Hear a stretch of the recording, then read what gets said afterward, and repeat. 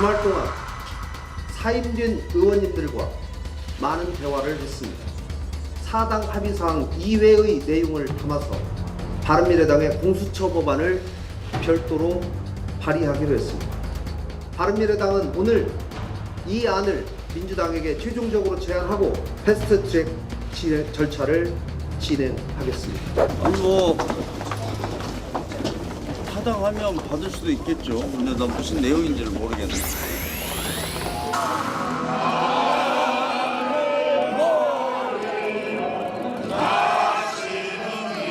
우리나라 지켜주세요. 파이팅! 공단이 이루어지고 있어요. 파이팅!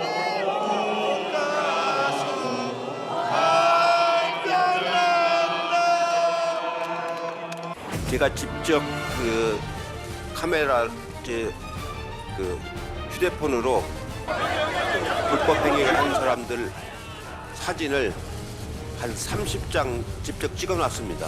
제 이름으로 고발 조치를 하겠습니다. 제대로 발표하지 않고 검찰에다 고발부터 하는 것이 그게 정치입니까? 저는 앞으로 정치 그렇게 하지 않겠습니다.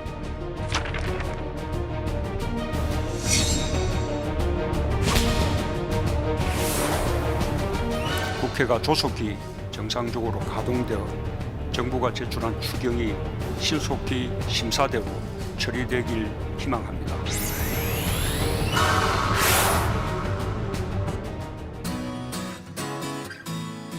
네, 4월 29일 정치부회 시작합니다. 고반장, 지난주에 저희가 이제 국회 상황을 다뤘고요. 정말 대치가 대단했잖아요. 여야 대치가. 자, 그 사이에 이제 고발전으로 이어졌는데 피고발인이 100명에 육박한다 이런 얘기도 있었고 아까 영상을 보니까는 민주당, 한국당의 당대표들이 전면에 나선 모양새예요. 네, 그렇습니다. 이해찬 민주당 대표는 반드시 청산할 사람을 청산하고 제가 정치를 마무리하겠다 이렇게 강경 대응 방침을 재차 강조했고요. 황교안 한국당 대표는 본인이 법조인 출신임을 강조하면서 고발당한 사람들을 끝까지 지켜내겠다 이렇게 또 맞받아쳤습니다. 표현도 아주 거칠어지고 있다면서요. 네, 그렇습니다. 이따가 좀 자세히 얘기해 보고요. 최 반장, 원래 다른 거 물어보려고 그랬는데 조금 전에 막 속보가 들어왔으니까 그 얘기를 좀 해보겠습니다. 가수 겸 배우 박유천 씨가 마약 투약 혐의로 구속이 됐잖아요. 첫 번째 조사를 받을 때까지도 나는 마약과는 전혀 상관이 없는 사람이다 이렇게 주장을 했는데 바로 조금 전에 들어온 속보를 보니까는 본인의 혐의를 인정했다고요. 사실 국가수에서 마약 양성 반응이 나오고 나서도 어떻게 체내에 필로폰이 들어갔는지를 확인해 보겠다라면서 모르겠다, 모르겠다. 혐의를 부인했었는데 오늘 경찰 조사에서 혐의를 시인했다고 합니다. 기존에 부인하던 입장을 번복했다고 하고요. 왜 그럼 그동안 거짓말을 했냐라는 데에 대해서 얘기를 했는데 그동안 나 자신을 내려놓기가 힘들었다. 박유천을 내려놓기 힘들었다. 그렇습니다. 근데 이미 거의 바닥까지 지금 내려간 상태죠. 네. 좋습니다. 우리 들어가서 얘기 좀 이어갑시다. 갑시다.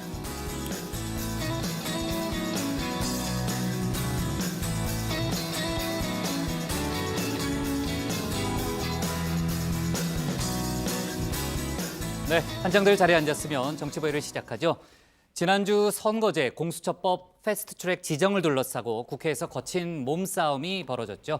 저희도 국회 현장을 여러 번 연결해서 속보로 전했습니다. 자, 지금은 이제 한국당의 주말 토요일이죠. 장외 집회 모습을 저희가 보고 있고요. 주말에는 그래도 육탄전이 벌어지진 않았습니다. 다소 조금 이제 소강 상태, 일종의 숨고르기를 하는 그런 양상이었는데 이와 별개로 민주당과 한국당 사이에서는 고발과 맞고발 등 법적 분쟁이 벌어지고 있고 오늘도 민주당이 추가 고발을 해서 고발된 사람이 그러니까 피고발인이 100명 가까이 되는 지금 그런 상황이 됐고요. 자, 이런 가운데 심각한 내부 갈등을 겪고 있는 바른미래당이 오늘 별도의 공수처법을 발의하겠다는 입장을 들고 나와서 상황이 또 한 번 반전을 겪었습니다. 민주당이 바른미래당의 요구를 어떻게 할 것인가를 놓고 이제 여러 번 회의를 거쳐서 그것도 바로 조금 전에 이제 속보가 나왔습니다. 민주당이 바른미래당이 낸 그런 안, 그러니까 그 패스트트랙으로 통과된 안과 또 바른미래당 독자적인 안, 이 두 가지를 다 이제 위원회 회의에 붙이는 방안을 수용하겠다라는 입장을 내놨고요. 오늘 중으로 패스트트랙을 처리하겠다라는 입장을 홍영표 원내대표가 내놨습니다. 다만 지금 민주평화당 쪽에서 지금 반대하고 있잖아요. 관련한 처리를 반대하고 있기 때문에 그 국회 상황이 끝난 건 아닙니다. 조금 더 복잡한 문제가 남아 있는데 자세한 얘기는 잠시 후에 고반장 발제 때 짚어보겠습니다. 문재인 대통령이 오늘 오후에 오랜만에 수석보좌관 회의를 주재했습니다. 그동안 해외 순방 등으로 회의가 열리지 못했죠. 문 대통령은 경제를 강조했는데 엄중한 경제 상황을 극복하기 위해서 정부와 국회가 힘을 모아야 한다는 국민의 바람이 어느 때보다 높다 이렇게 얘기를 했고요. 하지만 정치권의 대립과 갈등이 격화되고 있어 매우 안타깝다라고 얘기를 했습니다. 그러면서 경제는 타이밍인데 추경 처리가 늦어질수록 국민의 삶과 민생 경제에 부담이 늘어난다면서 국회가 조속히 정상 가동되기를 희망했습니다. 다만이 아니죠. 하지만 조금 전에 저희가 얘기했듯이 지금 여야 대치, 특히 이제 민주당과 한국당의 갈등으로 인해서 4월 국회가 정상적으로 심지어 5월 국회까지도 제대로 가동되기는 쉽지 않은 그런 상황입니다. 그리고 1948년 여순 사건 당시 반란군에 협조했다는 이유로 사형을 당한 민간인 희생자에 대한 첫 재심 재판이 오늘 시작됐습니다. 오늘은 첫 공판 준비 기일이었고요.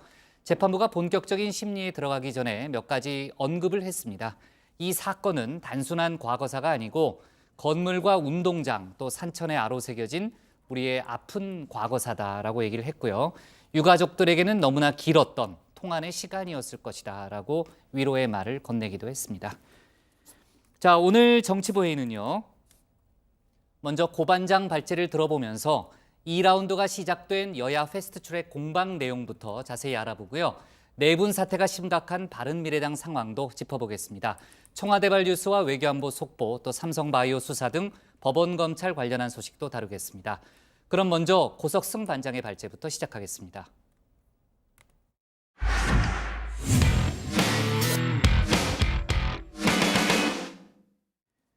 지난주 몸싸움 이후 주말 사이 숨 고르기에 들어갔던 여야가 다시 본격적으로 대치에 나선 모양새입니다. 조금 전에 민주당은 바른미래당의 제안을 받아들여서 오늘 중으로 패스트트랙 처리를 하겠다는 입장을 밝혔죠. 오늘 고반장 발제에서는 숨가쁘게 돌아가고 있는 국회 상황을 자세히 전해드리겠습니다. 자유한국당이 일으킨 불법 감금, 점거, 폭력 사태로 국회가 기능이 완전히 마비되어 있습니다. 자유한국당이 독재 타도 헌법 수호를 외친다는 게 어울리기는 하나요? 어이가 없다는 그런 생각을 많이 했습니다. 이번 사태의 책임은 전적으로 집권 여당인 민주당과 이에 부하 내동하고 있는 야당들의 있음을 분명하게 말씀을 드립니다. 애당초 이런 사태가 벌어진 근본적인 책임은 민주당의 독재적 국회 운영에 있습니다. 네, 주말 사이 잠시 숨고르기에 들어갔던 국회에 또다시 전운이 감돌고 있습니다. 민의의 전당, 대화 타협으로 운영되어야 할 국회 앞에 이 전운이라는 단어를 쓰기가 참 민망합니다. 아무튼 현재 이 국회 상황 간단하게 정리를 해보면요. 지난주 여야 사당의 이 전자 시스템 발의로 한국당 일단 의원가 점거는 풀었습니다. 하지만 오늘까지도 국회 사개특위, 정개특위 회의실 점거는 이어가고 있습니다. 자, 민주당 등 한국당을 제외한 여야 사당도 돌아가면서 현재 국회에서 비상 대기 중입니다. 자, 이런 가운데 오늘 또 다른 변수가 하나 생겼습니다. 사보임 사태로 주말 내내 본인 표현을 빌리자면 숙고의 시간을 가진 바른미래당 김관영 원내대표가 새로운 제안을 들고 나온 겁니다. 사당 합의사항 이외의 내용을 담아서 바른미래당의 공수처 법안을 별도로 발의하기로 했습니다. 바른미래당은 오늘 이 안을 민주당에게 최종적으로 제안하고 이 제안이 수용된다면 그 이후에 사개특위와 정개특위를 개의해서 패스트트랙 절차를 진행하겠습니다. 네, 그러니까 현재 여야 사당 간 합의된 공수처 설치법 외에 또 다른 공수처 법안을 제출하겠다는 겁니다. 이 권은희 의원이 대표 발의하기로 했는데요. 이 법안과 기존 법안을 함께 패스트트랙으로 올려서 논의하자는 말입니다. 자, 조금 전에 민주당 지도부가 논의 결과를 발표했는데요. 바른미래당 안을 받기로 했습니다. 사실 민주당도 패스트트랙에 우선 올리고 나서 한국당 등 모든 당이 함께 법안을 논의하자는 입장이었던 데다가 현재 이 바른미래당의 협조가 절실한 상황인 만큼 이 김관영 원내대표의 제안 단칼에 거절하기는 어려웠을 것으로 보입니다. 자, 문제는 민주평화당이 현재 이 김관영 원내대표의 제안에 반발을 하고 있다는 건데요. 좀 더 국회 상황 지켜봐야 할 것 같습니다. 관련 내용은 들어가서 더 전해드리고요. 자, 여야가 고발전을 이어가고 있습니다. 민주당이 지난주 금요일 회의 진행 방해 등의 혐의로 한국당 의원들과 보좌관, 비서관 고발했는데요. 한국당은 민주당과 정의당 의원들을 공동상해 혐의로 맞고발했습니다. 자, 그리고 오늘 민주당은 2차 고발에 나섰습니다. 국회를 무법천지로 만들려는 세력과 타협도 없습니다. 선진화법을 무시하고 폭력과 불법을 자행한 한국당 의원들과 보좌진, 당직자에 대해 오늘 중으로 2차 고발을 하겠습니다. 네, 정의당도 한국당 고발에 나섰습니다. 정의당은 오늘 국회 회의 방해 등의 혐의로 한국당 의원들과 보좌관 42명을 고발했습니다. 자, 공안검사 출신으로 법무부 장관을 지낸 황교안 한국당 대표는 고발당한 의원들을 끝까지 책임지겠다고 말했습니다.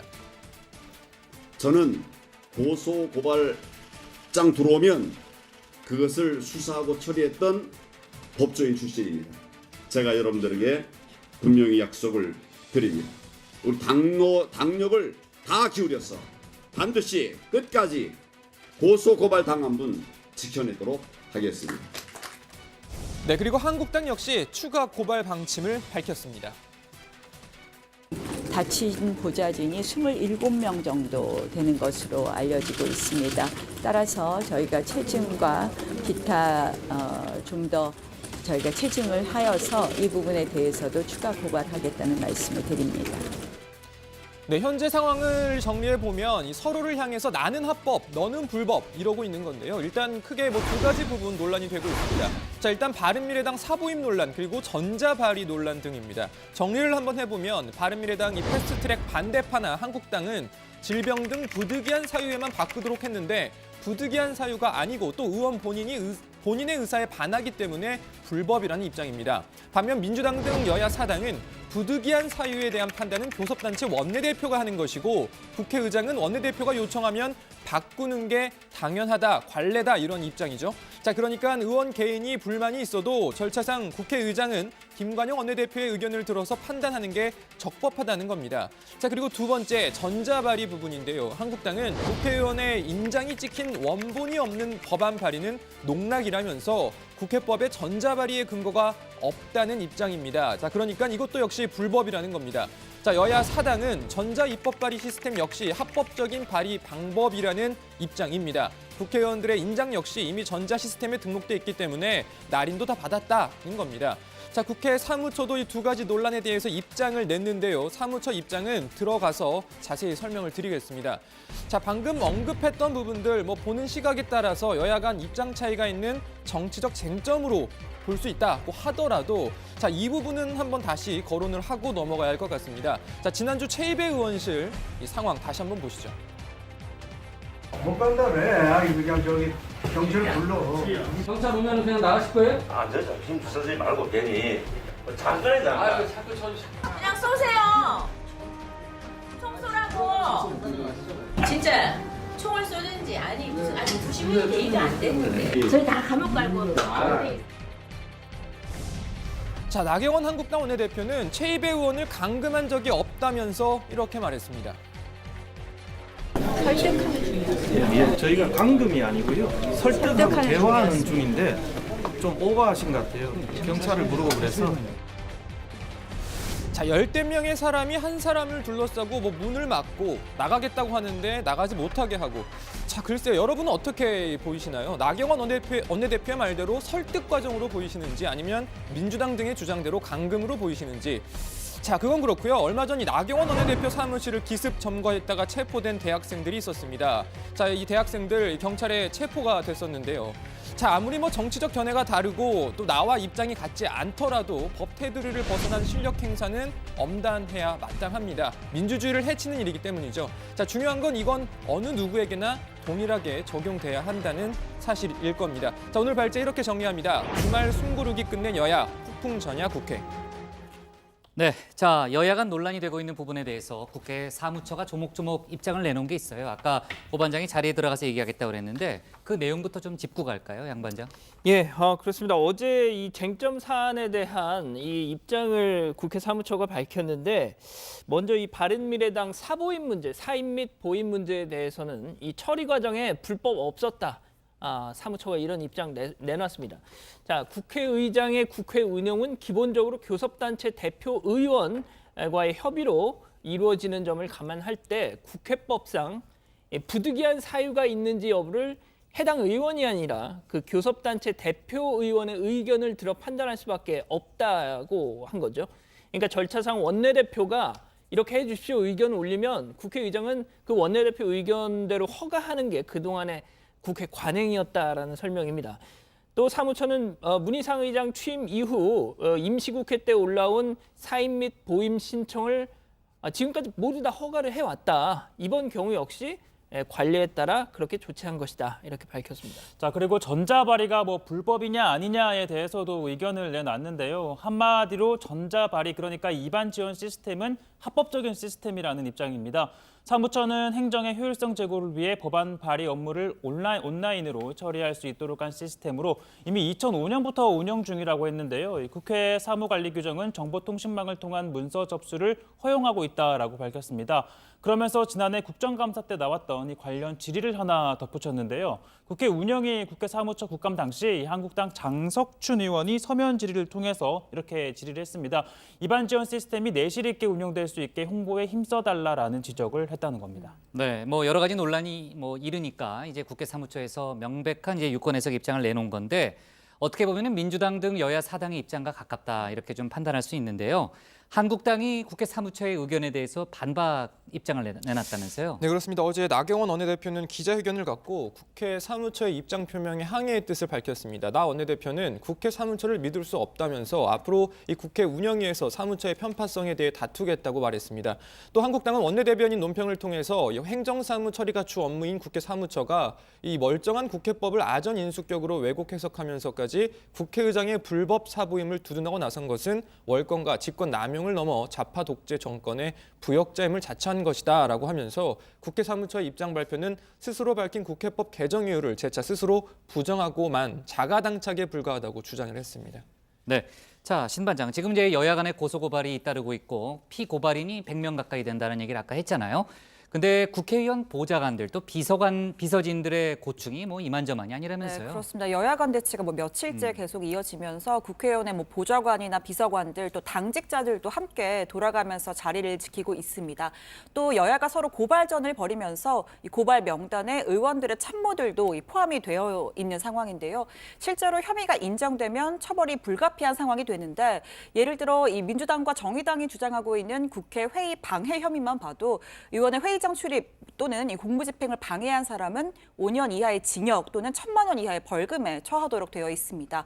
이와 관련해서 국회의원 참모진과 당직자들이 주로 가입해 있는 그 익명 온라인 커뮤니티가 있는데 고충을 토로하는 글들이 올라오고 있습니다. 내용을 좀 살펴보면 나중에 가면 몸으로 막은 우리만 수사, 재판을 받고 빨간 줄이 생기는 건 아닌지 가족들은 매일 걱정하고 있다. 걱정할 만한 내용인 것 같아요. 그렇습니다. 네. 또 보좌진은 왜 무임금으로 주말에 광장에 나가야 하냐 등등의 글들이 올라와 있었습니다. 자, 그런데 이 뭐 커뮤니티에 달린 댓글을 제가 좀 봤더니 방금 소개했던 신반장이 소개한 이 글들을 놓고 네. 뭐 한국당 소송 관련자들이 쓴 글이다, 뭐 아니다, 뭐 민주당 쪽 관계자가 공작을 하는 거다라는 갑론을박이 벌어지고 있더라고요. 사실 뭐 이게 익명이다 보니까 그런 뭐 의혹 자체는 충분히 제기가 가능해 보이는데 또 다른 글에서는 국회 사무처를 비판하는 글도 있었습니다. 글쓴이는 처음부터 전자발의가 된다고 했으면 이렇게 물리적인 충돌이 없었을 것이라면서 이 사무처의 중립성과 전문성부터 검토하는 게 순서라는 의견을 올렸습니다. 네, 뭐 실제로 글을 누가 썼는지 알 수는 없지만 사실 이제 현장의 기자들 얘기를 들어보면은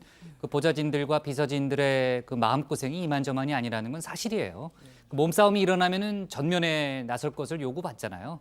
근데 나중에 이제 문제가 생기면 뭐 국회의원들은 당에서 뭐 최대한 보호하려고 애쓰지만 근데 보좌관까지 과연 그렇게 하겠느냐라는 그런 불안감이 있는 거잖아요. 아까 가족들의 걱정이 크다 뭐 이런 글이 좀 와닿았고요.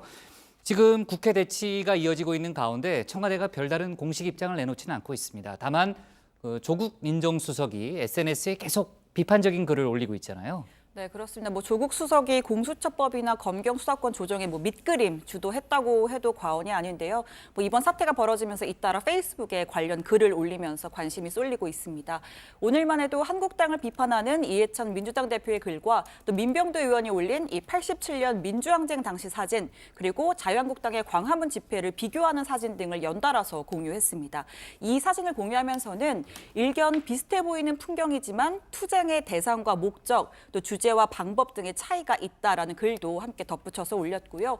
어제는 조금 전에 소개해드린 국회 사무처 입장도 올렸습니다. 지난 26일에는 국회 회의 방해죄의 처벌 조항을 올려서 또 눈길을 끌기도 했습니다. 네, 이 조국 수석의 잇따른 게시에 대해서 자유한국당은 논평을 내고 한국당 의원들과 보좌진, 당직자들을 겁박하기 위한 것이라면서 대놓고 협박을 하고 있다, 기가 찰 노릇이다, 이렇게 또 주장을 했습니다. 네. 다만 이제 청와대 쪽에서 할 일 있어요? 아니 지금 그 청와대 국민청원이 네. 막 지금 관심이지 않습니까? 네네. 그러니까 민주당, 그러니까 한국당의 정당 해산을 요구합니다라는 청원이 또 올라왔고, 또 그 반대되는 청원이 또 올라왔는데, 제가 지금 이 방송을 진행을 하면서 이 청와대 국민청원 사이트에 지금 들어가려고 해봤더니 다운돼서 들어가지가 않습니다. 그래요? 아까 40만 명을 넘었다는 얘기 내가 얼핏 들었는데요. 예, 맞습니다. 네. 그래서 한국당 정당 해산 이 청원 같은 경우는 정확하지는 않습니다만 지금 우리 시청자 여러분들의 그 제보에 의하면 한 46만을 돌파했다 이런 얘기도 있고요. 그러면은 100만 명까지 갈 수도 있겠네요. 예, 아무튼 지금 확인을 하고 싶어도 들어가지가 않아서 완전히 다운이 된 상황이에요. 예. 알겠습니다. 그렇습니다. 네, 이따가 중간에 다시 한번 들어가 봐요. 네, 좋습니다. 자, 그리고 이제 조국 수석의 SNS 글에 대해서 청와대 측에서는 청와대의 공식 입장은 아니다라는 조금 전에 입장 발표는 있었습니다. 네, 오늘 기사 제목 이렇게 정하겠습니다. 민주 한국당 추가 고발, 한국 민주당 맞고발로 제목을 잡겠습니다. 다음은 신혜원 반장의 발제를 들어보겠습니다.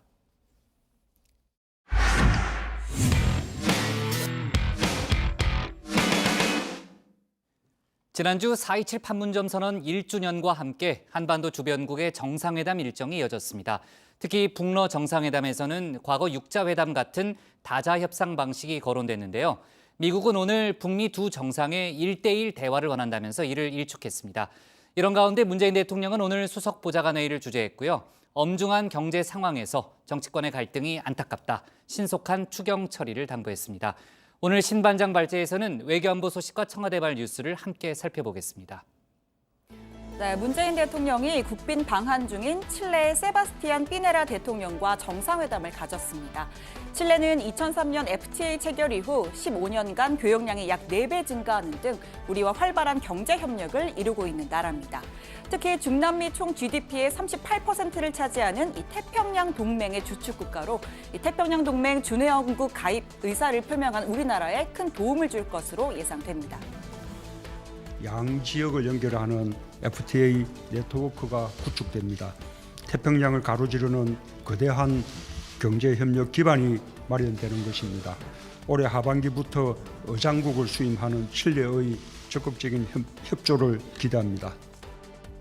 네, 칠레 피네라 대통령은 한국이 이룩한 놀라운 개발에 대해 존중을 금하지 못한다면서 준회원국 가입을 전적으로 지지하겠다고 화답했습니다.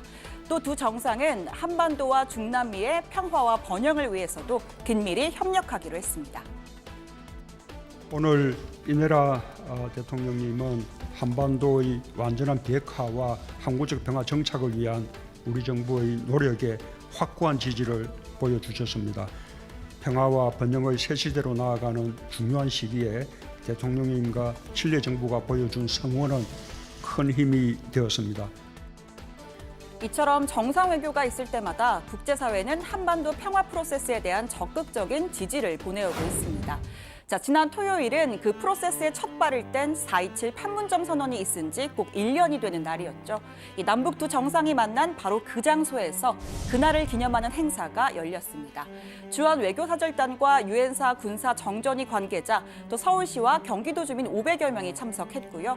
이 두 정상이 함께 소나무를 심었던 곳, 그리고 회담 하이라이트로 꼽혔던 도보다리 산책이 있던 곳에서 한미 일중 4개국 아티스트가 연주한 클래식 선율이 울려 퍼졌습니다. 문재인 대통령도 직접 영상 메시지를 보냈습니다. 큰 강은 구불구불 흐르지만 끝내 바다에 이릅니다. 판문점 선언이 횟수를 거듭할수록 우리는 되돌릴 수 없는 평화, 함께 잘 사는 한반도를 만날 것입니다. 하지만 남북 관계는 지난 하노이 북미 회담이 성과 없이 끝나면서 잠시 멈춰선 상태입니다. 정부는 북측의 1주년 기념행사 계획을 알렸지만 이에 대한 답을 듣지는 못했습니다. 자, 그래서일까요? 이날 행사의 주제는 먼 길이었습니다. 문재인 대통령은 새로운 길이기에 때로는 천천히 오는 분들을 기다려야 한다고도 했습니다. 프란치스코 교황도 축하 메시지를 보냈는데요. 인내심 있는 노력을 통해 화합을 추구해야 한다고 말했습니다. Attraverso sforzi pazienti e perseveranti, la ricerca dell'armonia e della concordia può superare la divisione e la contrapposizione. Prego che questo anniversario della dichiarazione di Panmunjom possa portare a una nuova era di pace per tutti i coreani. 오는 5월 1일부터 지난 10월부터 잠시 중단됐던 판문점 견학도 다시 시작됩니다. 과거 견학 코스에는 포함되지 않았던 이 하늘색 도보다리도 직접 걸어볼 수 있게 됐습니다. 9.19 남북 군사합의에 따라 JSA 전 지역에서 비무장화 조치가 완료됐기 때문인데요. 하지만 기대를 모았던 JSA 남북 자유왕래는 북측의 거부로 인해 여전히 불가능합니다. 즉 남측의 JSA 지역만 개방되는 거죠. 이 공동 근무 수칙을 놓고 북측이 유엔사 배제를 요구하면서 논의가 중단됐기 때문입니다. 4.27 1주년 기념식과 마찬가지로 아쉬운 반쪽 개방이 됐습니다. 자, 지난주엔 한반도를 둘러싼 외교전이 상당히 치열했습니다. 북러, 중러, 또 미일 정상회담이 하루 차이로 연달아 열렸습니다.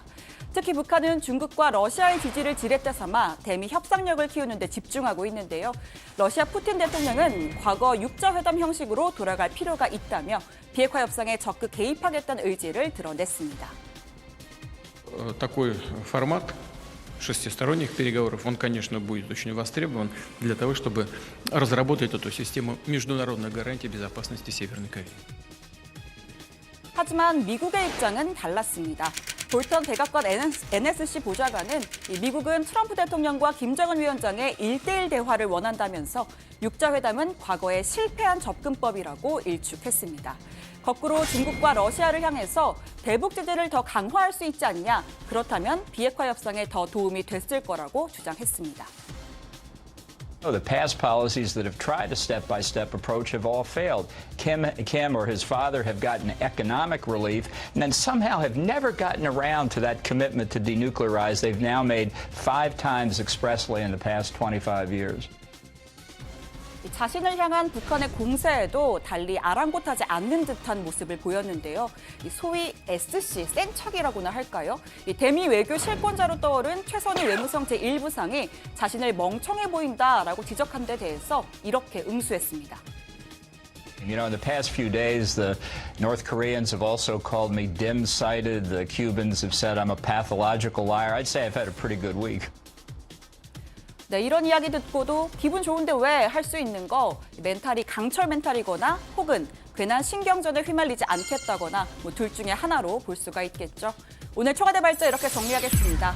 육자회담은 실패한 접근, 비핵화 다자협상 성근 미국입니다.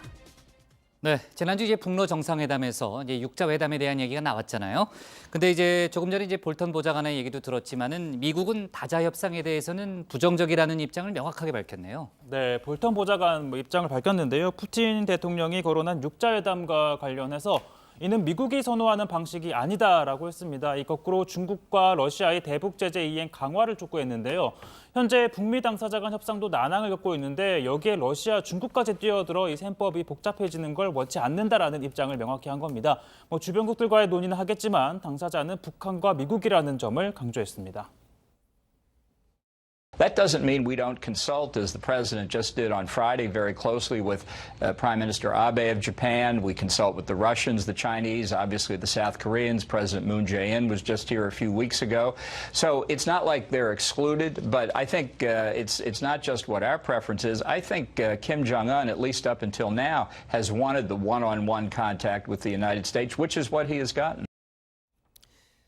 자, 다만 북한은 꼭 뭐 육자회담 형식이 아니어도 당분간은 중국, 러시아와의 어떤 약간 뭐 밀착을 강화를 하면서 대미 협상력을 높이려 할 이 가능성이 좀 있어 보입니다. 자, 뭐 현재로서는 빅딜 대 단계적 해법 사이에 북미 간 이견이 쉽게 좁혀지지 않는 분위기인데요. 한편 이 북한 매체들이요, 김정은 위원장 러시아 방문 일정을 50분 분량의 이 기록 영화로 방영을 하면서 김 위원장이 뭐 큰 환대를 받았다, 양국 사이에 뭐 획기적인 진전을 이룬 회담이었다, 이렇게 대대적인 홍보에 나섰습니다. 자, 앞서 공개되지 않은 일정도 몇 장면 포함이 됐습니다. 지난 26일 연해주 주지사 오찬 장면인데 러시아 관계자가 건넨 책에 김 위원장이 사인을 하는 장면인데 일단 영상만 보면 거의 뭐 사인회와 흡사한 분위기입니다. 한번 보시죠. 역사적인 이 순간을 소중한 추억으로 영원히 간직하고 싶어하는 연해병강 일꾼들의 간절한 소망을 헤아리시어 뜻깊은 친필을 남기시는 경의하는 최고領導者 동지. 자, 뭐 사인 문구가 거의 뭐 아이돌 보시면은 이 순간이 훌륭한 추억으로 되기를 바랍니다. 뭐 거의 국장이나 이렇게 가끔 사인해 줄 때 쓰는 문구랑 비슷한 것 같은데. 제가 사인해 준 걸 받은 적이 있어요? 아니요. 셀럽들만 할 수 있는 문구. 그래요? 그러니까요. 네. 좋습니다. 자, 주말에 있었던 그 미일 정상회담 얘기 좀 해봐야 되는데 일단 선 비핵화 후 제재 완화라는 기존의 입장을 재확인했다고 볼 수 있는 거죠? 네, 그렇습니다. 미일 두 정상은 북한의 완전한 비핵화 전까지 대북 제재를 유지해야 한다는 입장을 재확인했습니다. 해거티 줄 미 대사에 따르면 이를 유지하기 위한 공동 결의도 논의했다고 합니다. 정상회담이 이어서 멜라니아 여사의 생일 파티를 겸한 부부 동반 만찬도 함께 했다고 하고요. 이튿날에는 둘 다 이 소문난 골프광답게 네 번째 골프 회동을 가지면서 친밀한 모습을 과시하기도 했습니다. 아베 총리는 다음 달 있을 나루히토 일항의 이 즉위식에 트럼프 대통령을 초대하기도 했습니다. 令和時代の最初の国賓としてトランプ大統領ご夫妻をお迎えできることを大変嬉しく思います。トランプ大統領ご夫妻の訪問は令和時代も日米同盟は揺るがない国際社会のさまざまな課題にともに取り組んでいくという強いメッセージを発信することになります。 And I said, gee, I don't know if I can make it. Let me ask you a question. How big is that event compared to the Super Bowl for the Japanese? And the Prime Minister said, it's about 100 times bigger. I said, I'll be there. If that's the case, I'll be there. 네, 미일 정상회담은 분위기는 참 좋아요. 근데 이제 끝나고 나면은 아베 총리가 뭔가 좀 당했다, 이런 평가가 계속 나왔잖아요. 이번에도 예외가 아니었습니다. 자, 일본 언론 사이에서는 아베 총리가 뒤통수를 맞았다, 이런 보도가 계속 나오고 있잖아요. 네, 그렇습니다. 이 아베 총리가 골프도 같이 치고 뭐 즉위식에 뭐 초대도 하고 하는 등 뭐 상당히 친밀한 모습을 계속 뭐 강조해서 보여줬는데요. 산케이 신문이 이런 기사를 실었습니다. 이 회담 중에 화장실을 찾는 아베 총리에게 이 트럼프 대통령이 내 화장실 써, 아베 신조는 특별하니까 라고 하면서 뭐 특별 대우를 해줬다라는 걸 저렇게 신문에 보도까지 낸 겁니다. 그래요? 그러니까 뭐 네. 굉장히 일본 언론에서도 이렇게 뭐 아베 네. 총리가 뭐 트럼프 대통령과 친밀하다는 모습을 강조를 한 건데, 자, 지금 보시는 영상은 정상회담 시작 전 모습입니다. 이 본격적인 회담에 앞서서 미국 기자가 트럼프 대통령에게 질문을 하니까 저렇게 고개를 끄덕이면서 뭔가 하다가 갸우뚱하죠. 아베 총리는 갸우뚱하네요. 네, 뭐 끄덕끄덕 공감하는 듯한 모습을 보이다가 갸우뚱하는 저 모습이 카메라에 담긴 겁니다. 네.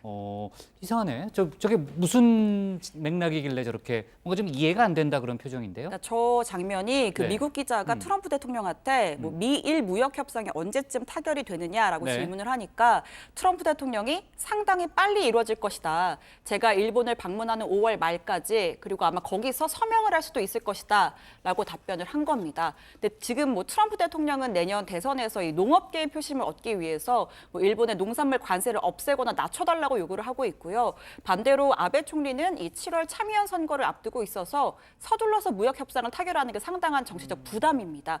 그런데 갑자기 이 트럼프 대통령이 5월에는 협상을 마무리 질 거다, 이렇게 답변을 하니까 당황할 수밖에 없었던 거죠. 그래서 뭐 이를 두고 뭐 아사히 신문 등 일본 언론들은 예상치 못한 트럼프 대통령의 발언에 아베 총리가 휘둘렸다라는 평가를 내놨습니다. 네, 그렇군요.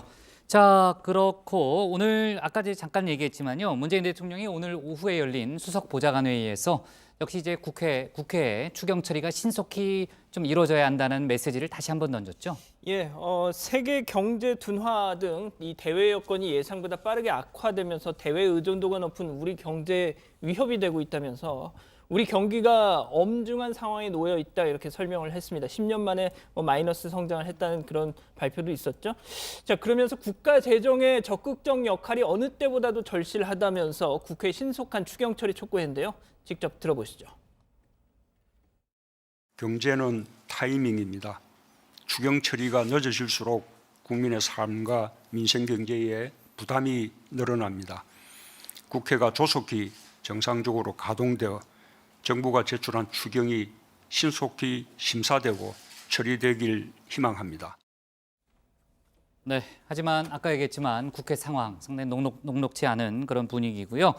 그 도보다리 회담을 저희가 걸을 수 있다고요? 민간인요? 네. 그렇다는 거죠? 맞습니다. 네. 우리 측 지역에서는 걸을 수가 있고요. 북측 JSA도 빈무장화는 됐는데 네. 아직까지 이렇게 자유왕래는 허용이 되지 않은 상황입니다. 네, 좋습니다. 자, 오늘 청와대 발제 이렇게 잡을게요. 볼턴 6자 회담 미국 선호 방식 아니다로 잡겠습니다. 다음은 양원보 반장의 발제를 들어보겠습니다.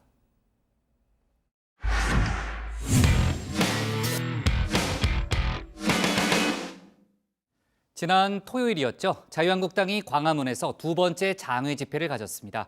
국회 충돌 사태가 있은 직후였던 탓인지 집회 분위기 더욱 격앙됐었죠. 특히 이날 집회 막바지에는 청와대 인근인 청운 효자동 주민센터 앞까지 가두 행진을 벌이기도 했습니다. 오늘 양 반장 발제에서는 관련 소식과 다른 정치권 뉴스를 함께 정리해 보겠습니다. 예, 그렇습니다. 지난 토요일 두 번째 이 광화문 집회, 앞서 지난 20일 1차 집회 때와는 여러 가지 면에서 조금씩 달랐습니다. 당장 사람 숫자부터가 그랬는데요. 자, 위에 1차 집회 때 12,000명, 경찰 추산 2,000명, 자, 2차 집회는 5만여 명, 경찰 추산 8천여 명 이렇게 모였다고 합니다. 자, 전국 253곳 당협에 총 동원령을 내린 건 마찬가지였는데 모인 숫자에서 당장 이렇게 큰 차이가 난 겁니다. 그만큼 지난 주중에 있었던 국회 사태가 한국당에겐 얼마만큼의 이 동기부여를 했는지 잘 알 수 있는 대목이죠. 자, 그리고 당 차원의 당의 이 준비성 면에서도 많은 차이가 있었습니다. 먼저 보시죠. 자, 1차 집회 때는요. 지도부가 저렇게 그냥 탑차를 개조한 무대에서 연설을 했던 반면 자, 이번에는 패션쇼 가수들 공연장에서나 볼 법한 런웨이를 한복판에 저렇게 딱 설치를 한 겁니다. 예, 걸어가는 거 보십시오. 때문에 황교안 대표, 나경원 원내대표 무슨 레드카펫을 밟았다라는 말이 나올 정도로 보십시오. 런웨이를 가로지르면서 저렇게 손까지 흔들고 등장을 하는 겁니다. 뿐만 아닙니다. 여기저기서 이 현장음 들어보시면요.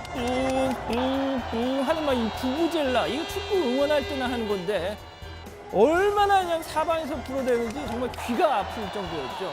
자, 보십시오. 박덕흠 의원은 아예 그냥 목에 깁스를 한 채로 저렇게 불고 있습니다. 자, 어쨌든 황교안 대표, 문재인 대통령에 대해서 아주 독설을 풀었습니다. 이렇게요. 문재인 정권은 그냥 독재 정권이 아니라 좌파 독재 정권입니다. 여러분 그겁니까? 시장 경제 지키라는 것이 그겁니까? 그게 그거라면 지금 이 정도 하는 것은 극좌입니다, 여러분. 저희가 그 한마디 한 거를, 한 음절 한 거를 여러 번 한 게 아니라 진짜 극좌라고 이렇게 발언을 했습니다. 자, 이날 집회의 또 다른 관전 포인트 바로 한선교 사무총장이었습니다. 자, 한 총장 갑자기 본인이 무대에 올라서 마이크 잡은 이유를 이렇게 설명합니다. 유명 연예인들 아무리 돈을 준다고 해도 섭외가 되질 않습니다. 지난해에 어떤 우리들이 좋아하는 여자 가수가 태극기 집회 나가서 노래했다가 1년 넘게 TV 출연 정지당했습니다. 글쎄요, 그 가수가 누군지는 솔직히 잘 모르겠는데 자, 아무튼 뭐 꽝 대신 닭으로 내가 무대에 올라왔다 하는데도 영 이 분위기가 뜨지 않으니까 한성교 총장 비장의 히든 카드를 던집니다. 자, 누군가 했더니 저 아나운서 후배 한 명, 지금 송파울 당협위원장 배현진 아나운서입니다. 자, 배현진 전 대변인 겸 송파을 당협위원장 언론 노조에 굴복하지 않았다는 이유로 MBC에서 쫓겨났다라면서 지극히 평범했던 자신을 문재인 정부가 이렇게 몰아세웠다 주장했습니다. 특히 귀를 쫑긋 세우게 하는 부분이 있었는데요. 바로 이렇게요. 저는 대한민국을 살아가는 37세 청년입니다. 일하느라 시집도 못 갔고 부모님 모시고 열심히 살았습니다. 저도 일하느라 아직. 네. 자, 배현진 위원장 말이 이렇게 끝나니까 다시 마이크를 건네받은 한성조 사무총장 후배를 격려 위로해주고 싶었던 모양입니다. 이런 말을 덧붙이더군요. 여러분, 우리 배현진이 이러지 않았습니다. 늘 예쁜 아나운서였는데 이 나라가, 문재인의 나라가 우리 배현진, 예쁜 우리 배현진을 민주추사로 만들었습니다. 자, 요즘 뭐 예쁘다, 뭐 어쩌다 이렇게 외모 갖고 품평을 하시면 정말 큰일 납니다. 큰일 납니다. 주의하시고요. 자, 어쨌든 이날 행사, 이게 청와대 인근 청운효자동 주민센터까지 2km 이렇게 행진을 하면서 대단원의 막을 내렸습니다. 자, 그런데 문제는 끝나고 난 뒤였단 말이죠. 자, 보십시오. 항상 아쉬웠던 부분인데 쓰레기. 정말 이거 어떻게 주최 측에서 당부 말씀 같은 거 광고 시간에 좀 해야 하는 게 아닐까 싶은데 집회용품, 일회용 컵, 술병이 왜 나왔을까요? 자, 담배꽁초, 먹다 버리는 음식물 쓰레기, 자, 거기까지는 오케이. 최소한 태극기는 제대로 잘 챙겨서 가셔야 하지 않겠느냐. 예? 그게 우리 자유대한 애국시민의 첫 번째 자세가 돼야 하지 않겠느냐 하는 생각이 드네요. 자, 앞서 야당 발제에서 미처 다루지 못한 국회 폭력 사태 이 소식도 전해드리면 국회 사무처 한국당에 대해서 전례 없는 이 강경 대응을 천명하고 있습니다. 유인태 사무총장, 사무처 직원들이 지금 너무 격앙돼 있어서 내가 한국당 의원들을 고발하지 않으면 직원들에게 내가 파문을 당할 분위기다 이렇게까지 얘기를 하더군요. 특히 의원과에서 이 법안적 접수를 막은 것, 특히 그 과정에서 팩스를 부순 거, 이거 심각하다는 거죠. 이렇게 말이죠. 근데 그 의원과 팩스 부순 건 누굽니까, 차장님? 저들 직원들이 뭐 부수지는 않았기 때문에 그거는 그 들어가 있던 사람 중에 누구라고 말씀드릴 수 있습니다. 자, 이 말은 곧 누구라고 내가 직접 언급은 않겠지만 목격자 있고 체증도 끝났다, 긴장하고 있어라, 뭐 이런 얘기라고 해석을 하고 있습니다. 글쎄요, 설마 이 경우는 아니겠죠? 아니 안 가지가 안 가지가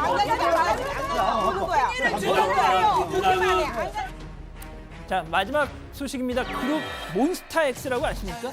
예, 요즘 뭐 엘리게이터라는 노래 아주 반응이 참 좋던데. 자, 그런데요, 이 몬스타엑스의 멤버 주헌 씨가 지난 주말 일본 식당을 찾았대요.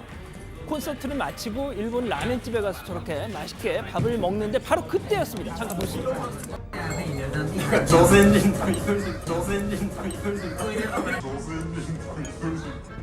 자, 그렇습니다. 들으신 대로 저런 소리가 들린 겁니다. 참, 못 알아들을 거라고 생각하고 뱉은 말일까요? 아니면 일부러 들으라고 한 소리일까요? 왜 저러고 사는지 모르겠습니다. 오늘 준비한 소식은 여기까지입니다. 네, 국회 사무처에서 팩스를 누가 부쉈는지를 알고 있다는 얘기군요. 그렇죠. 네, 그러니까 이은재 의원이 그랬다는 얘기는 아니죠. 아닙니다. 그건 별도 사건인 거죠. 예. 네. 그나저나 저 몬스타엑스 저도 잘 압니다. 션우 씨인가요? 션우 씨 좀 알아요. 네. 진짜 암인 줄 알았는데. 암이죠. 제가 암이죠, 당연히. 진유션의 그 션우랑 착각하시는 거 아니, 알아요. 아니, 제가 잘은 모르는데 네. 물론 BTS만큼은 아니지만 좀 알아요. 예전에 부르의 명곡인 것도 잠깐 본 것 같아요. 네. 자, 그나저나 조금 전에 이제 조센징이라고 한 거 아니에요? 맞습니다. 그렇게 들었는데 분명히. 저도 저 영상 보고 정말로 어이가 없었는데 이 몬스타엑스 주원 씨가 이 영상을 공개하고서 팬들이 들리는 그 조센징 표현을 지적을 하면서 뭐 당연히 분노를 했죠. 뭐 그렇게 논란이 커지면서 주원 씨도 일단은 이 영상을 현재는 삭제를 했습니다. 하지만 이미 다른 여러 루트를 통해서 온라인상에 퍼졌고 이 몬스타엑스 팬 단위를 넘어서 많은 네티즌들이 분개하고 있다고 합니다. 네, 그 발언한 사람 뭐 양식 있는 일본인은 당연히 아니었겠죠. 네. 자, 지난 주말, 그러니까 토요일 한국당 2차 장애 집회죠. 날씨가 굉장히 좋았습니다. 화창한 날씨 덕분이었는지 하여간 1차 집회 때보다 사람들이 많이 모였네요. 아까 보니까. 네, 뭐 황교안 대표 장인상을 치렀었잖아요. 장인상을 마치고 돌아왔었는데 이 페이스북에 문재인 정권 독재의 도끼날을 피 흘리며 삼키겠다라고 뭐 했고요. 나경원 원내대표 역시 망치로 문을 부수고 노루발 못보비로 때려 부숴도 굴하지 않을 것이다. 이러면서 당원들, 지지자들을 독려했습니다.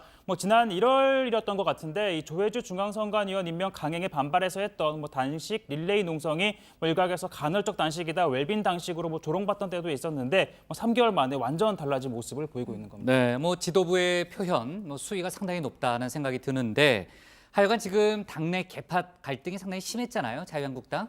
저렇게 외부 투쟁을 벌이면은 당내 갈등은 좀 줄어들잖아요, 일반적으로. 실제로 그 당 내에서 그런 평가가 나오더라고요. 그래요? 한국당 지도부가 지금 가장 기대하는 대목이 바로 그 지점이라는 겁니다. 이 친박, 비박, 또 다선, 중진, 초선 할 거 없이 지금 뭐가 됐든 대여 투쟁하면서 똘똘 뭉쳤다는 거죠. 한국당 의원들끼리는 사석에서 이번 기회에 정말 전후의 동지에 많이 생긴 것 같다 이런 얘기를 실제로 하기는 한답니다. 자, 그런데 이 정치적 입장이 갈리는 그런 문제들 외에도 지금 이 황교안 대표의 이 주말 집회 발언 중에서 정치권에서 논란을 낳고 있는 부분이 하나 있습니다. 잠깐 그 대목 먼저 들어보시죠. 장자연 사건 아시죠? 오래전에 수사에서 끝났던 사건입니다.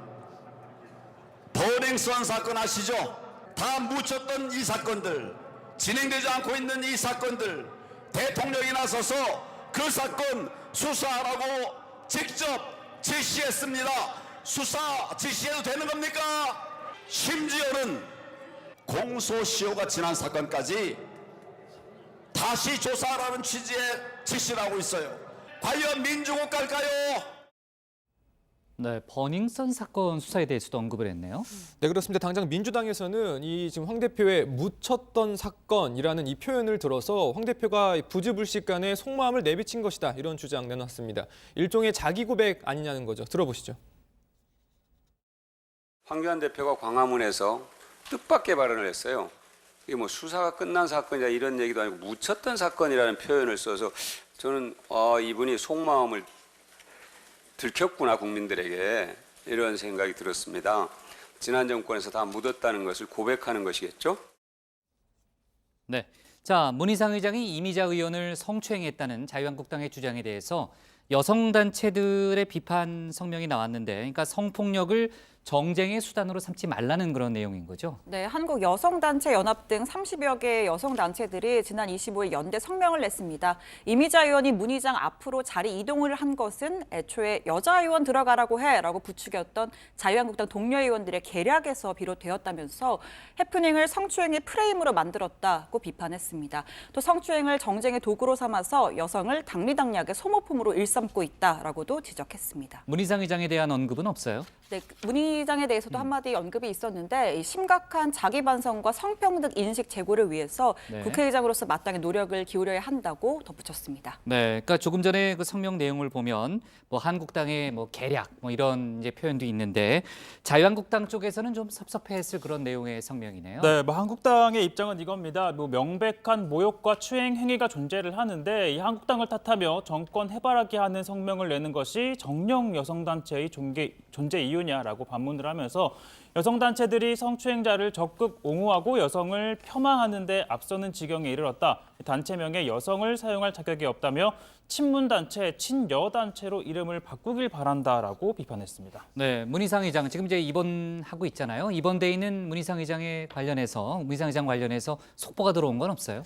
네, 현재 지금 의료진들이 이제 수술을 권유했는데 문희상 의장 측은 수술 여부를 신중하게 고민 중이라고 합니다.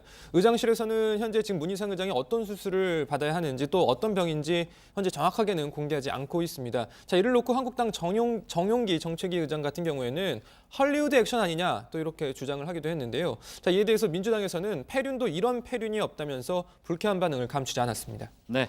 자, 그리고요. 문재인 대통령의 이제 최측근으로 통하는 양정철 전 청와대 비서관이 민주당 싱크탱크죠. 민주연구원 원장으로 오늘 공식 선임이 됐죠. 그렇습니다. 민주연구원 오늘 이사회 열고요. 만장일치로 의결을 했습니다. 오늘 이 양정철 전 비서관 본인은 회의에 나오지는 않았습니다. 이사회에 나오지 않았습니다. 다음 달 13일에 이취임식하고 다음 날인 14일부터 업무를 시작한다고 합니다.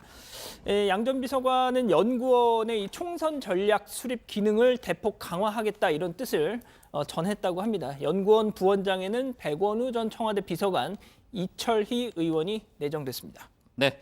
자, 양정철 전 비서관이 내년 총선에서 어떤 역할을 할지 제가 좀 지켜볼 포인트네요. 자, 오늘 국회 기사 제목은요. 양정철 민주연구원장 선임, 총선 전진 배치로 정하겠습니다. 다음은 최종혁 반장의 발제를 들어보겠습니다.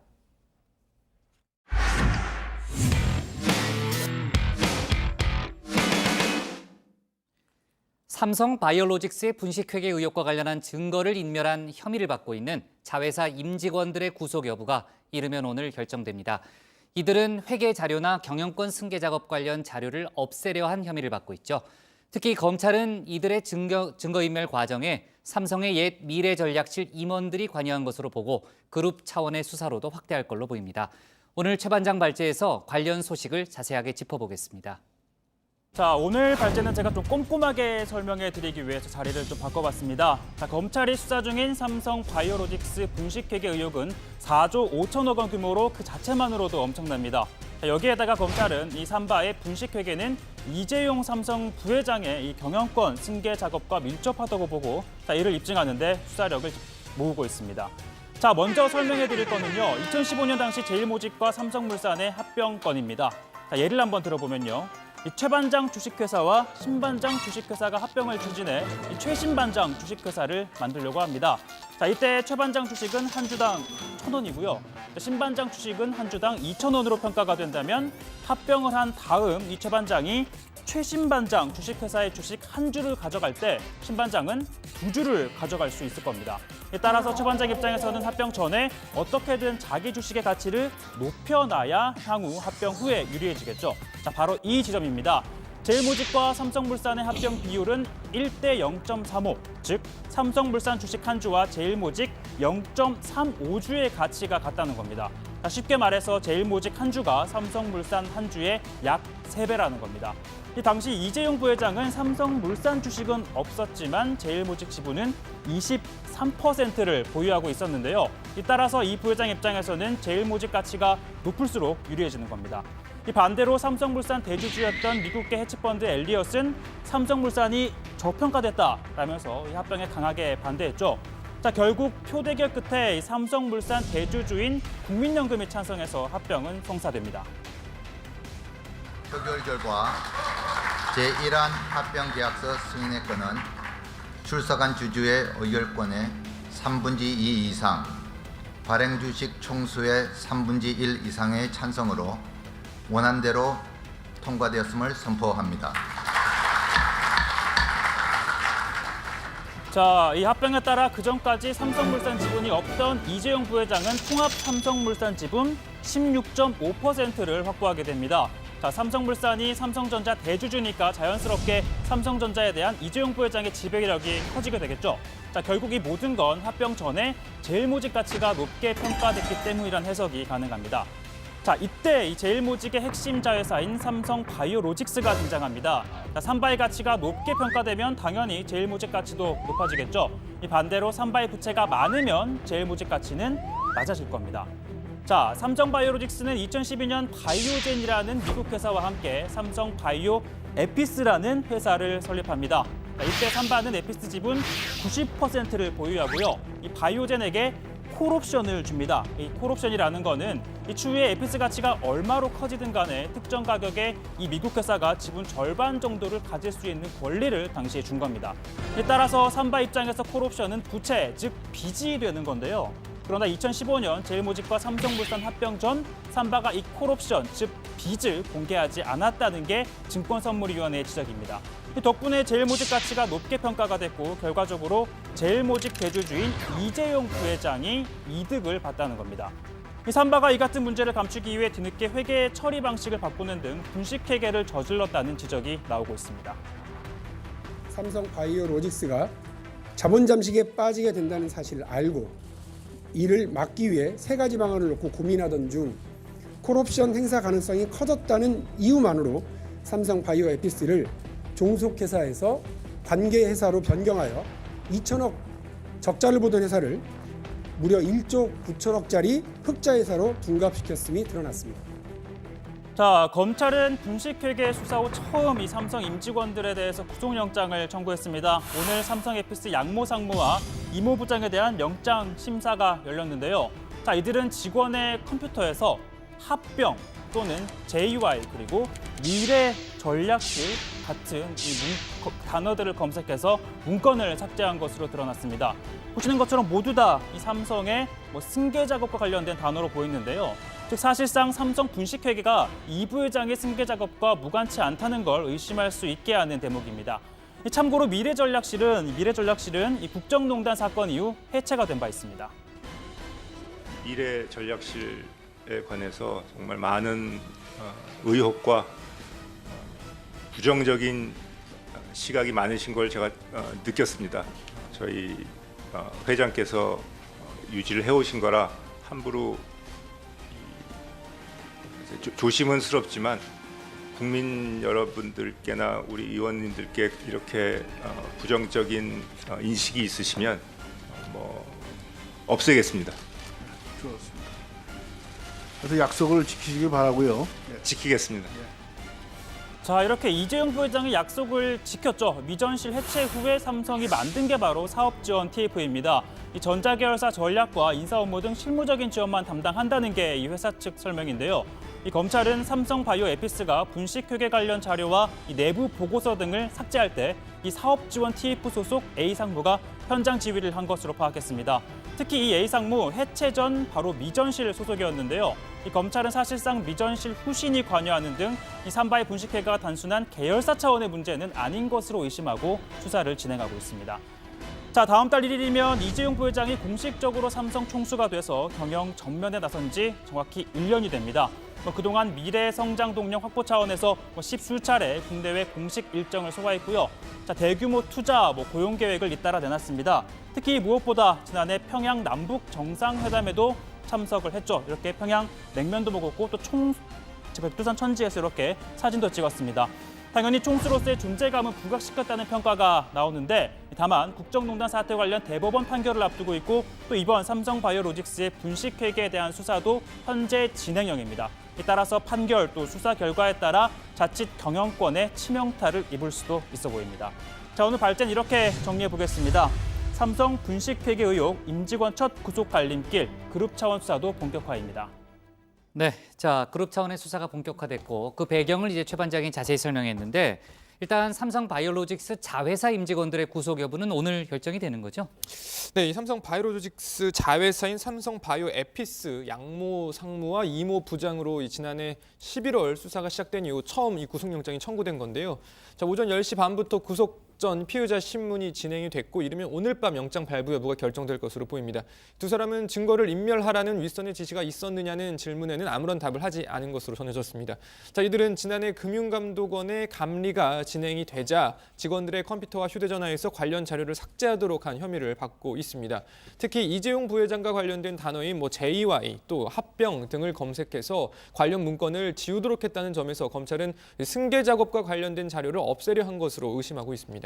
네, 자, 주제를 좀 바꿔볼게요. 이제 김학의 수사단 관련한 속보를 짚어봐야 되는데 지금 윤중천 씨가 계속 나와서 조사를 받고 있잖아요. 일정 부분 수사에 협조하는 듯 보이긴 하는데 대부분 인정하는 거는 공소시효가 지난 것들이라면서요. 네, 수사단이 오늘 윤 씨를 4번째로 불러서 조사를 하고 있는데 그동안 윤 씨가 별장 동영상을 자신이 촬영을 했고 등장인물은 김 전 차관이다 이렇게 인정은 했습니다. 또 골프 접대나 검사장 승진 청탁에 쓰라면서 2008년 이전에 수백만 원이 담긴 돈 봉투를 건넸다고도 진술한 것으로 전해졌는데요. 그러나 아시다시피 뇌물액이 3천만 원 이상이면 특가법을 적용해서 공소시효가 10년이고 포괄일죄를 적용하더라도 마지막 뇌물수수 시점이 2009년 이후여야 기소할 수 있기 때문에 윤중천 씨가 사실상 시효가 지난 뇌물 접대 사실에 대해서만 인정하고 있는 셈입니다. 자, 하지만 이 뇌물액이 1억 원 이상이면 이 시효가 15년으로 늘어납니다. 따라서 이 포괄일죄를 적용을 하면 2007년, 2008년에 받은 뇌물도 현 시점에서 처벌할 수 있다는 거죠. 자, 수사단은 이 윤 씨 수첩에 적힌 일정, 메모 내용 이런 걸 근거로 이 김학의 전 차관과의 금전 관계를 지금 집중적으로 보고 있는데, 자, 윤 씨가 추가로 더 건넨 금품, 접대 없는지 꼼꼼히 확인하고 있다고 합니다. 자, 윤 씨에 대해서도 오늘 밤 늦게까지 조사가 이어질 걸로 보이는데 이 김 전 차관의 뇌물수수 의혹을 집중적으로 캐물을 걸로 보입니다. 네, 최근 이제 연예인 중에 정준영 또 박유천 씨가 구속이 됐잖아요. 그 가수 승리, 성접대 의혹 등을 받고 있는데 경찰이 이번 주쯤에 구속영장을 신청할 가능성이 높다면서요. 네, 그동안 승리는 왜 신병 처리를 안 하냐라는 지적 많았는데 오늘 관련한 입장을 경찰이 내놨고요.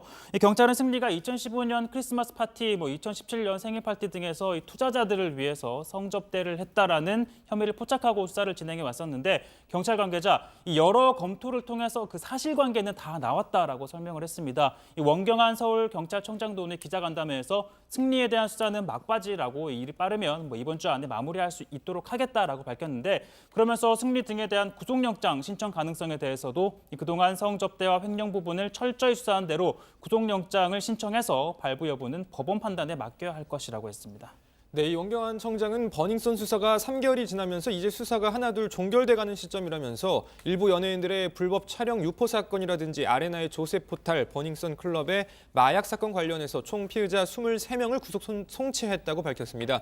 그러면서 이번 주 승리 수사가 마무리되면 경찰 유착 수사에 매진하겠다는 입장을 밝혔습니다. 원 청장은 유착 부분은 예외 없이 엄정하게 사법 처리하고 감찰 대상자에 대해선 고강도 감찰을 통해 징계 등 적정 조치를 할 것이라고 밝혔습니다.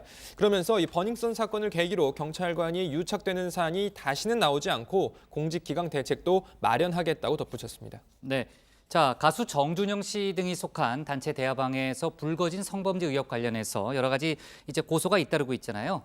지금 수사 상황이 어때요? 예, 경찰은 정준영 씨와 최종훈 씨 등이 속한 이 단체 대화방에서 불거진 이 성범죄 의혹, 현재까지 2건의 고소 고발이 있었고 6명을 입건해서 수사하고 있다고 밝히고 있습니다. 자, 경찰은 이 피해자 조사, 압수수색 어느 정도 마무리했고 피의자 조사를 시작했다 밝혔는데요. 자, 해당 성범죄 의혹은 3년 전 강원도 홍천에서 불거졌고 피해 여성은 복수인 걸로 알려지고 있습니다. 또 이 정 씨 등으로부터 집단 성폭행을 당했다고 주장한 여성 A 씨가 고소한 사건에 대해서도 고소인 조사를 진행한 상태입니다. 네, 그리고 아까 시작할 때 간단히 얘기했지만요. 마약 투약 혐의를 받고 있었던 가수 겸 배우 박유천 씨가 그동안의 입장을 번복해서 본인의 혐의 사실을 시인했다고요? 네, 어제까지만 해도 혐의를 전면 부인했고 또 사실관계를 정리할 시간이 필요하다 이렇게 경찰에 요청도 한 것으로 알려졌는데 오늘 대부분의 투약 혐의를 인정했습니다. 이 박유천 씨가 나 자신을 내려놓기가 두려웠다면서 그동안 혐의를 부인했던 이유에 대해서도 밝혔고 인정할 건 인정하고 사죄할 건 사죄해야 한다고 생각했다 이렇게 진술한 것으로 알려졌습니다. 네, 그동안 이제 박 씨의 팬클럽은 이제 박 씨의 말을 믿는다 이런 입장도 내놨는데 아무튼 그 충격도 크겠네요. 네, 자 좋습니다. 오늘 기사 이렇게 제목을 잡을게요. 삼성 바이오 자회사 임직원 첫 구속 갈림길로 제목을 잡겠습니다.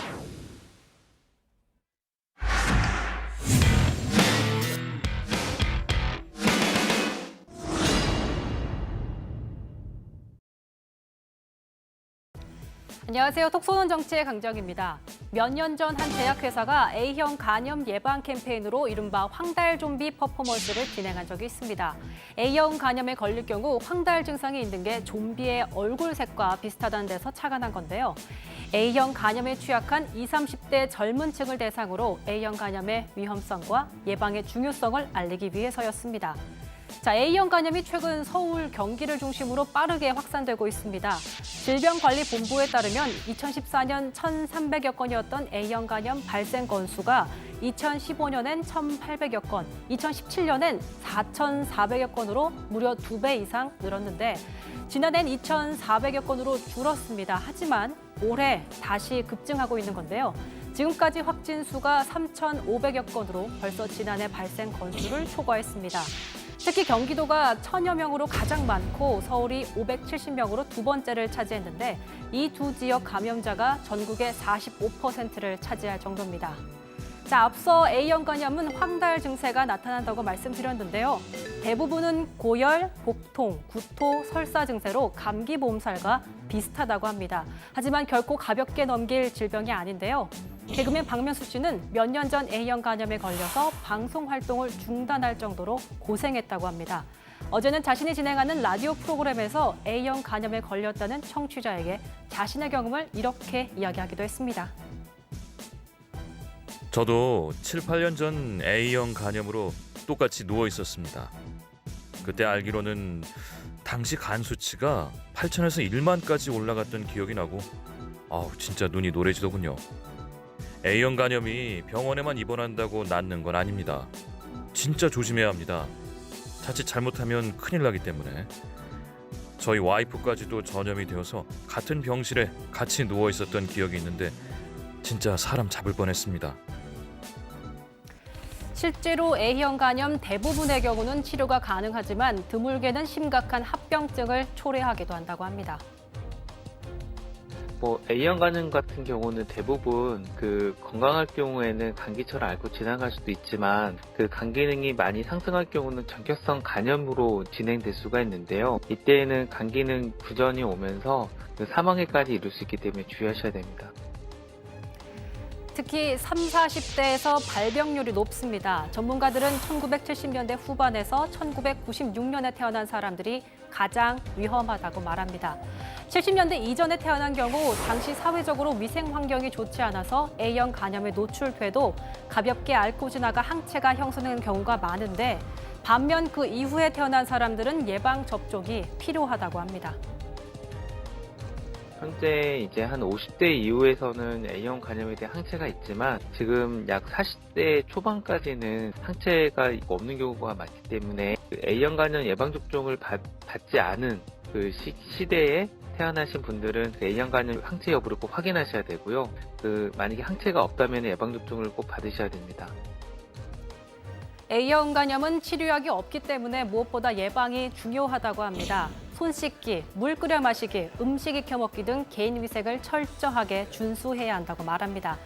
잠복기가 최대 50일이나 되기 때문에 역학조사를 통한 원인 규명이 힘들다고 하는데요. 집단 감염 사태가 발생하지 않도록 보건당국에서도 주의를 기울여야겠고요. 개인의 위생 관리도 철저하게 해야겠습니다.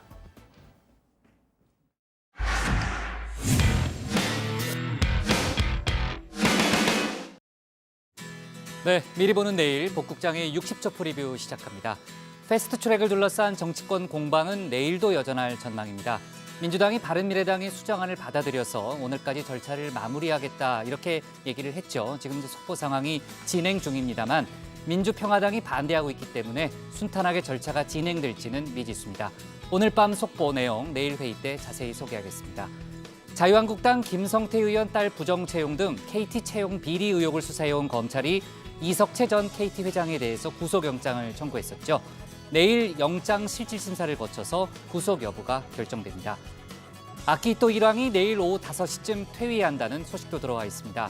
1왕의 생전 퇴위는 202년 만이죠.